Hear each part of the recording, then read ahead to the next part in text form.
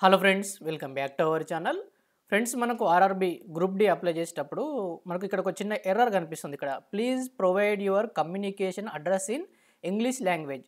So ఇది మనకు గతంలో ఆర్పిఎఫ్ అప్లై చేసినప్పుడు కానీ, ఎన్టీపీసీ అప్లై చేసినప్పుడు కానీ ఇలాంటి ఎర్రర్ మెసేజ్ రాలేదు. సో ఇది ఎందుకు వస్తుందంటే మనకు, సో మీరు ఇక్కడ అడ్రస్ ఉంది కదండి. సో ఈ అడ్రస్ దగ్గర మీరు ఇక్కడ హౌస్ నంబర్ అని పెట్టేసి ఇక్కడ ఎలాంటి స్పెషల్ సింబల్స్ మీరు పెట్టద్దు. స్పెషల్ క్యారెక్టర్స్ యూజ్ చేస్తే ఇలాంటి ఎర్రర్ మెసేజ్ అయితే మీకు వస్తుంది. సో ఇక్కడ హౌస్ నంబర్, అదేవిధంగా హౌస్ నెంబర్ని పెట్టేసి ఇక్కడ మనకు హెడ్డింగ్ సింబల్ పెడతాం కండి.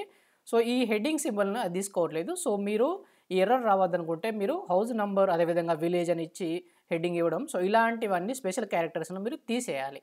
సో తీసేస్తే మాత్రమే ఇది నెక్స్ట్ మీద క్లిక్ అవుతుంది. సో లేకపోతే ఇదే విధంగా మీకు provide your communication address in English language, so ఈ విధంగా మీకు ఎర్రర్ అయితే వస్తుంది. సో మీకు ఎర్రర్ రావద్దనుకుంటే సో ఈ యొక్క హెడ్డింగ్ సింబల్, సో ఈ హెడ్డింగ్ సింబల్ను మీరు తీసేయండి. సో మీరు ఇక్కడ హౌస్ నెంబర్ దగ్గర డాష్ కానీ, బై కానీ, 6-20, 1-23, 1/23, సో ఇలాంటివి ఇచ్చుకోవచ్చు. కానీ ఈ హెడ్డింగ్ సింబల్స్ని మాత్రం స్పెషల్ క్యారెక్టర్స్ని @ కానీ, యాష్ కానీ ఇట్లాంటివి ఈ అడ్రస్ బార్లో అలో అయితే చెయ్యదు. సో మీరు విలేజ్ అని మీరు విలేజ్ ఇవ్వాలనుకుంటే విలేజ్ అని ఇచ్చేసి డైరెక్ట్ మీ విలేజ్ నేమ్ ఎంటర్ చేసి కామ పెట్టి మళ్ళీ నెక్స్ట్ పారాగ్రాఫ్లో మండల్ అని ఇచ్చేసి మండల్.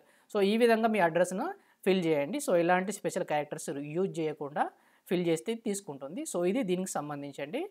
సో అర్థమైంది అనుకుంటున్నాను అందరికీ. So thank you friends, thank you.